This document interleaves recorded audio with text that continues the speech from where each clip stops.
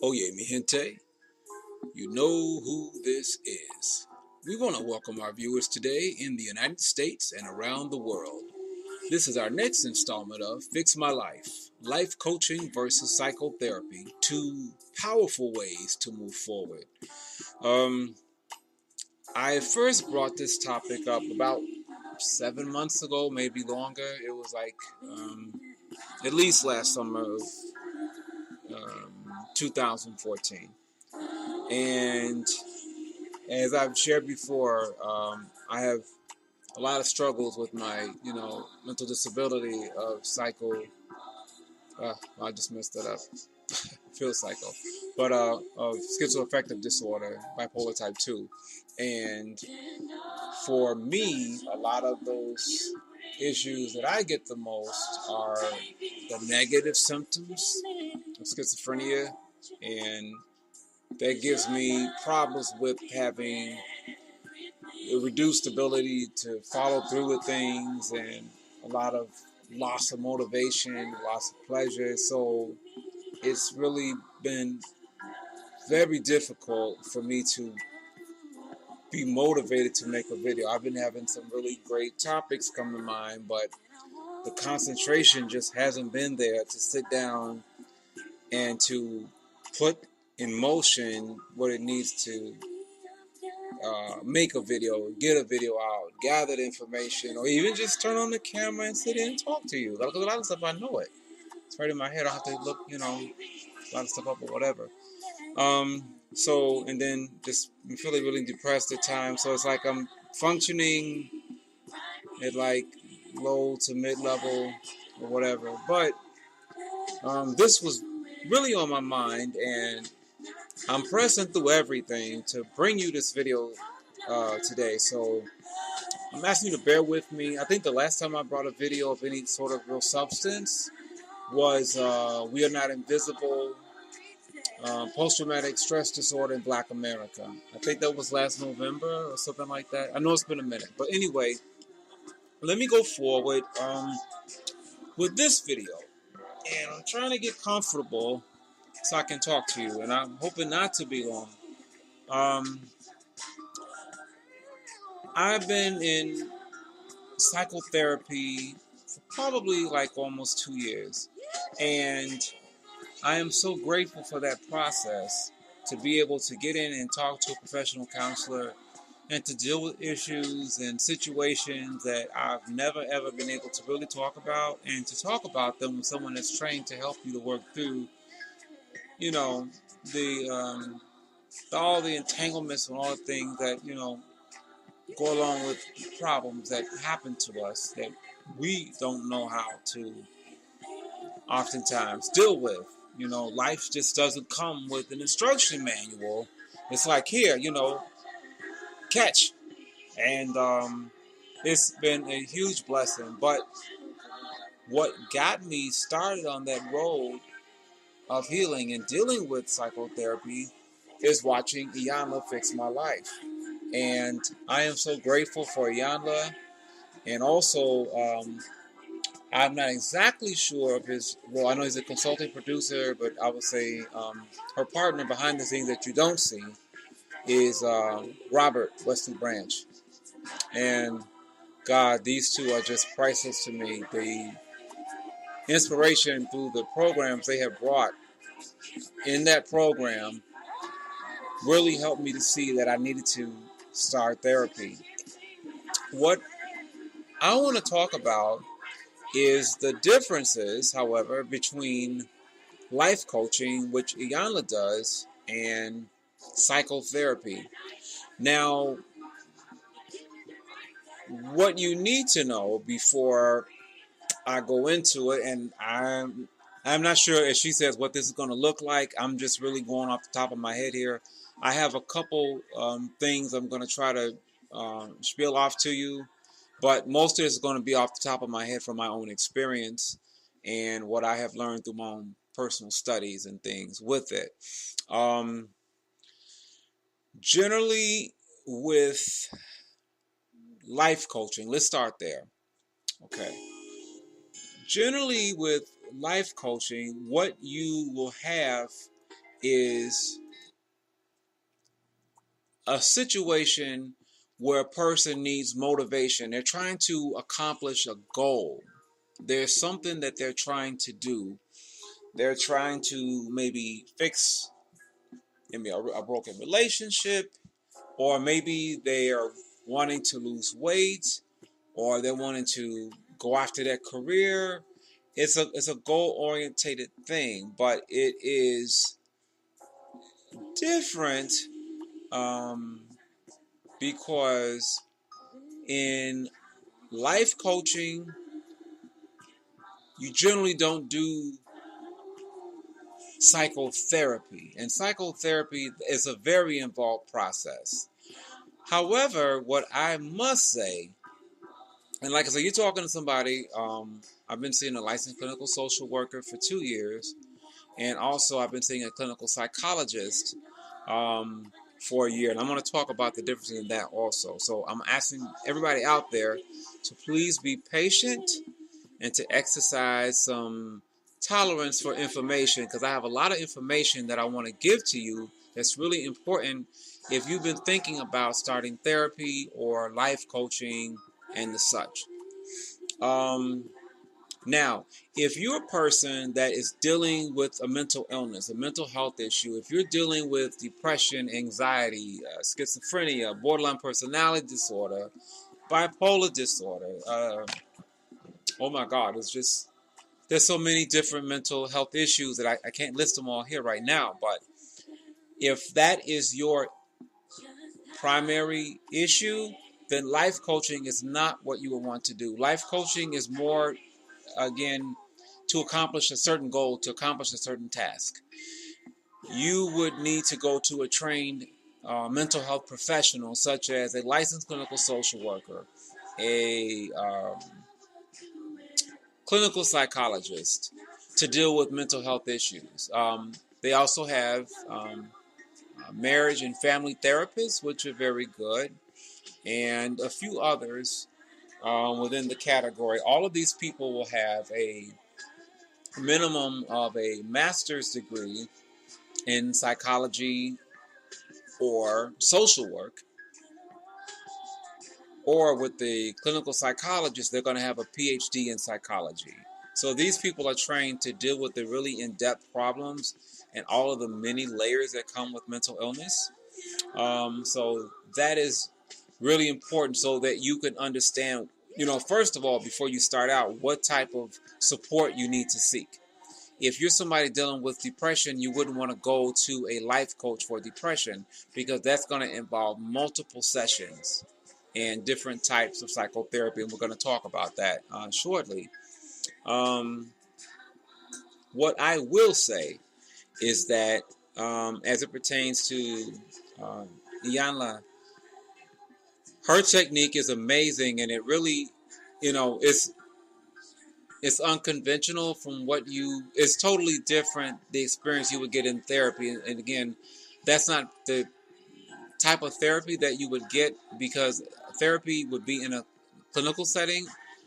Most often you're going to be in an office. You're not going to be out on location, unless you get into another type of therapy that's called exposure therapy, when you're going out trying to get over fear or phobia, or you're trying to learn how to come out of your social isolation.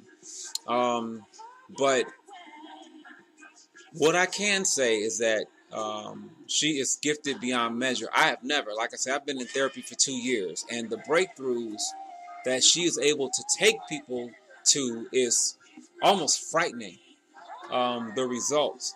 Now, of course, people that have deep-rooted emotional issues, most likely they're going to need ongoing therapy to address those, and to continue the healing work after, the episode is over.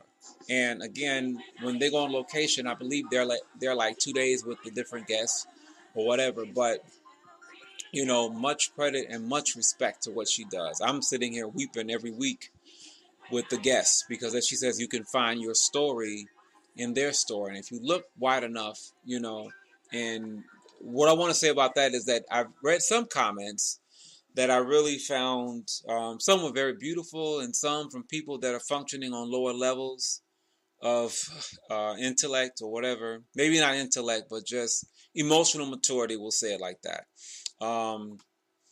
have looked at it as if they're watching an episode of Love and Hip Hop, New York or Atlanta.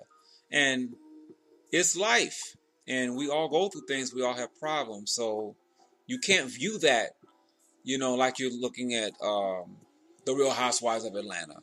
These are real life, situations people are dealing with. And instead of so much us judging other people, we need to be thinking about how that could be us, how that is us.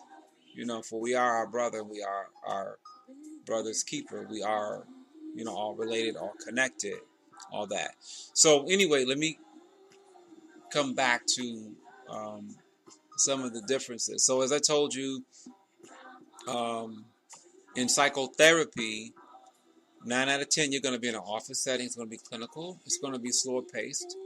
So therapist, it's a therapeutic relationship. And you and the therapist will get to know one another. However, it's really, in a large sense, a kind of relationship that is focused on you. You're not going to really be there to ask the therapist how they're doing, what's going on with their kids, and blah, blah, blah. On the other hand, the therapist, be it the clinical social worker or the clinical psychologist or the marriage and family therapist, or even the psychiatric nurse. But I want to focus this really on the clinical social worker and the clinical psychologist. And we'll go back and forth and touch on the life coach. All right. So you guys are going to be getting to know one another, but it's going to be more focused on you. They're going to ask you things about your life. When you first go, they're going to kind of get your history, your background, and it's a series of questions. And, for some people, it takes a while for them, to warm up because it's someone you don't know. But the therapist is there to provide a warm, nurturing, and supportive environment so that you can begin to deal with, acknowledge, own, and process through the issues that have caused you sorrow and grief in your life. And depending upon whether you're seeing, and we'll kind of gonna get a little deep right here, just a little bit. If you're seeing a clinical psychologist or a clinical therapist, the emphasis of that therapy can be a bit different. They both are qualified to provide you, the therapy that you need, the support that you need to help you work through your issues. However, oftentimes with the clinical psychologist, depending on which school of psychotherapy they want to go with, but a lot of times their emphasis is on the individual, and a lot of times they're going to take you back throughout your life and try to help you to understand why you have the reactions that you do to things, why you feel the way you do, why you think the way you do, and to help you to understand, to own, face, acknowledge, and to help you see that everything isn't bad and some things are just you. A lot of times we think that we're really abnormal, we're weird, we're strange, blah, blah, blah. But as you really get into therapy and really get to understanding, you come to the knowledge that each one of us are individuals and we all have our own personal imprint, blueprint, fingerprint, all of that, And they help us to find more positive ways to think about ourselves and more positive ways to, approach life in general. So it's really individual focused therapy, although they can, do other types of therapy, but they tend to focus on you and your personality and your experiences. With the clinical social worker, they can also do that. However, their emphasis a lot of times is going to be strongly on helping you to not only understand, yourself, but really to understand your strengths, versus your weakness, and to build upon your strengths, and to help you to interconnect back into society, to help you connect back into relationships, and to begin to function better as a whole in society, because that's their emphasis: social work, social worker, social people, humans, relationships outside of yourself. And they look at the whole context of things in a wider, generally speaking, with a wider brush. Your family upbringing, and your family belief system, you know, ethnic background, all of these things that help to comprise you and how you view the world. So both of them, the clinical psychologist and the social worker, again, can help you, greatly with mental health issues, but the emphasis can be slightly different. And I've definitely felt the difference, both in beautiful and beneficial ways, beautiful and amazing ways, between therapy I've received through the clinical social worker or versus therapy I've received through the clinical psychologist. Each one has helped me to understand different aspects from totally different perspectives, and it's beautiful. And I wouldn't recommend seeing both at the same time. The clinical social worker I see for group, and he's amazing. I love this guy. He's just wonderful. And the clinical social worker, which I love also, I see them for one-on-one therapy. So I wouldn't, recommend running two one-on-one therapies at the same time. Although you can definitely go to more than one group, because group usually has an emphasis on what they're going to be talking about, the goals they're going to be working on for the group. All right, but as it pertains to one-on-one therapy, and let's contrast some of the differences that you will get when you actually go to therapy versus what you would get with life coaching. And again, I'm doing this video because I want people to have a realistic expectation of what will most likely happen when you go to your therapy session. Like I say, when I watched Dianla, I was like, wow. And I was looking for that same pizzazz when I got to therapy. Didn't happen. And it was like 4 or 5 sessions in before we started really getting to any depth. The session started very, very gently. The clinical social worker asked me questions each time, and I'm opening up a little bit more and a little bit more. It's not the one of the things that Iyanla uses, I believe it's called confrontation, when you see her really get in the guest's face and challenge them to really look at things and to consider doing them in a different way. And like I say, it's very different, at least initially, when you're going through psychotherapy. You generally will not get that. So if you're looking to go to psychotherapy and get challenged and get exercises out the door, 9 out of 10, that's not going to happen. It's a very involved process.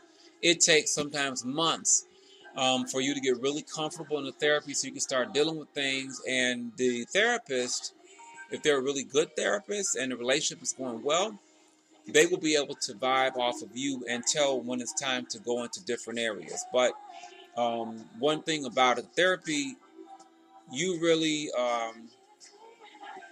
have a lot to say, and here's why. You get to choose what you want to talk about. You know what I'm saying? There's an area that's too sensitive, and you express that, say, I'm not ready yet.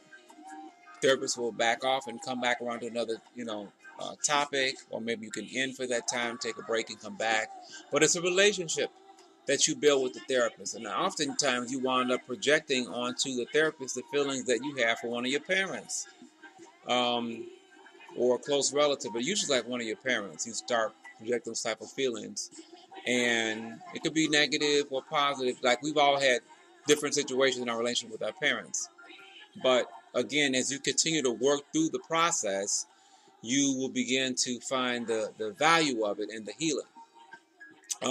Another thing that I want to point out, that in most situations, the therapist is not going to give you answers. They're not going to tell you this, and this. In most instances, they're not going to give you their opinion. That's one of the things that I had to understand or come to learn when I began to go to therapy. I was thinking that the therapist is going to tell me, okay, this is the problem, or rather, this is what you should do, and if you do this, this will be fine. My understanding and perception of therapy, I'd say 2 years in, and sometimes therapy can go on for years, if you have a lot of issues, things to work through, and there are shorter forms, is that it helps you to open up your mind and really see and look and think. And once you have gotten yourself with the support of your therapist to a place where you can really become vulnerable and talk about those things that have been hurting you and that you've been holding, that's, and as Iyanla says, you have to go to the place that scares you the most. You have to want it more than you're afraid of it. And to me, what that says is, more than the fear you have of talking about dealing with an issue, if you can be open enough to really talk about it and want that healing more than you're afraid of going in that dark room, place that scares you the most, that's when you're going to start really, seeing progress in the therapy. It's just important to know this is a time, it's a patience thing. And depending on your insurance, you may have only a limited amount of sessions that you can have. And that really sucks because sometimes that we have really deep-seated issues with abuse. And a lot of times, anxiety disorders and stuff like that, and depression, a lot of mental health issues come from really, not only hereditary things. Our family members, ancestors, parents may have had depression or schizophrenia, bipolar, whatever. But it's also, in part caused sometimes by your environment, things that happen to you coming up as a child, or maybe even sometimes as an adult, experiences that traumatize you. But it's just important to know that you have to get in there and do your work. And it's also important to know that it's not going to work if you're not ready for it. People may be saying, oh, you need to go to therapy, you need to go work on this issue, blah, blah, blah. If you're not ready to get in there and do your work and to be ready to be, vulnerable and open yourself to the process of it, it's better that you don't go at that time. You're not going to get anything out of it. But it's a beautiful thing, and it has helped me tremendously. Like I said, for myself, I'm one of the persons in the demographic of people who cannot tolerate mental health or psychiatric medications. I've always had horrid and horrible side effects to them. So one of the main forms of treatment for myself is psychotherapy and group therapy. And it's just been an amazing and beautiful process.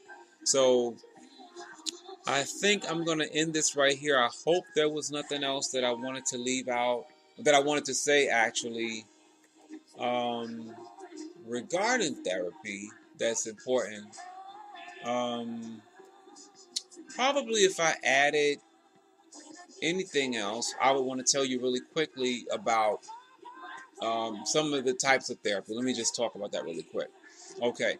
Generally, when you go to psychotherapy, you're going to get, for the most part, either psychodynamic therapy or interpersonal therapy. Now, psychodynamic therapy is usually based on the thought that the person is having emotional problems because they have some kind of, like I said before, unresolved or unconscious conflict or whatever that came from your childhood. And that type of therapy, the psychodynamic, is to help you to understand and better cope with these feelings by talking about the experience. And this type of therapy can go on for months. Like I said, I've been in psychodynamic therapy for the last 2 years. The other kind that's very popular is interpersonal therapy. And that focuses on the behaviors and interactions that you have with your family and friends. Okay, and the goal of this therapy is to help you to improve your communication skills and increase your self-esteem, you know, but over a shorter period of time. And sometimes the therapists, if they're really good, they know how to mix it up really well and go back and forth between different types of therapy. And if you go with the interpersonal therapy, generally that's a shorter type of therapy, maybe 3 or 4 months, something like that. And it also works well if a person's depressed, if they're, mourning something like a relationship, major life problem, or they've been isolated, or, a death in the family, something like that, or maybe you're now becoming a mother, or you have to take care of a parent or older child, somebody got sick or whatever. So those are the two types of therapy that are most popular. Another type of therapy that you can get, psychotherapy that you can get, is also called cognitive behavior therapy. And this is really a popular therapy, like for people that have problems with mental illness, that helps us to better interpret the world and to establish better ways of thinking. Because a lot of times, people with mental health issues, we see things as very black and white, and it helps us to understand and identify like negative thoughts when they come in, and how to counter those thoughts, and how to establish new patterns of thinking, new behaviors, stuff like that. And it's real focus based, and it's not really a long type of therapy. So, what else would I tell you? Just when you go to therapy, it's important to be on time, be committed to the process, make all your appointments. If something isn't working for you, and I love what Iyanla says, she says, I think it's 3 things that she says. If something isn't working for her, she tells the person or whatever, this isn't working for me, this is why it's not working, and this is what I need for it to work. You have to communicate with your therapist. You cannot expect them to be a mind reader. So you have to, let them know how things are going. You have to communicate that. And the good therapist will be able to take that. I've had to stop and redirect my therapist and say, you know what, can we actually go back and talk about whatever? And then just the flow, you'll learn how to flow back and forth like the waves of an ocean. And it's a beautiful thing. And as the relationship builds and the trust builds, you'll be able to deal with so much more, and just really be on that road to healing. So again, to recap, life coaching is more so in the traditional sense. If you're trying to establish a goal, an accomplishment in your life that you need help, the support in doing, like getting a new job, a career, losing weight, making a move to another city, whatever. It's not really designed for people with mental illness, though a person with mental illness can definitely benefit from that if they're high functioning. But if you're seeking support for healing,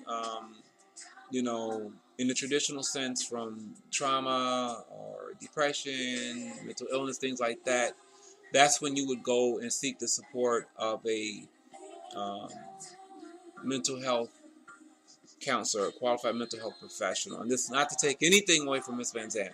I love what she does. She is absolutely amazing. Like I say, I think had I been going to her, I would have had some quicker progress. But I mean, it's all good. She is just gifted. I've never seen that before. And that's the honest to God truth. I've never seen before what she does. And I am so grateful for her, and for Robert Wesley Branch, her partner in her production, not her life partner, that works with her. It's just an amazing thing, and the healing that they do has blessed me and touched my life. I just can't help but weep every week when I see the program. But I want, again, everyone to understand what to encounter in a realistic setting when you go to therapy. It's not going to be like you see there. Most likely, it's not going to be that. But if you take your time, you can definitely get to those same goals. It's over time. It's a longer process. And your therapist also, once you get to a better place of functioning healing, can help you with coaching, help you to get to that place. So both services are great. It's just good to know the kind that you need going in so you can be most effective in your journey. All right, live and love, mi gente. Te quiero. Something like that. I know it's been a minute, but anyway, let me go forward with this video, and I'm trying to get comfortable so I can talk to you, and I'm hoping not to be long. I've been in psychotherapy for probably like almost 2 years, and I am so grateful for that process to be able to get in and talk to a professional counselor and to deal with issues and situations that I've never ever been able to really talk about, and to talk things and a lot of loss of motivation, loss of pleasure. So it's really been very difficult for me to be motivated to make a video. I've been having some really great topics come to mind, but the concentration just hasn't been there to sit down and to put in motion what it needs to make a video, get a video out, gather the information, or even just turn on the camera and sit in and talk to you. Because a lot of stuff I know it. It's right in my head. I have to look.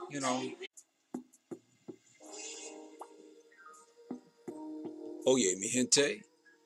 You know who this is.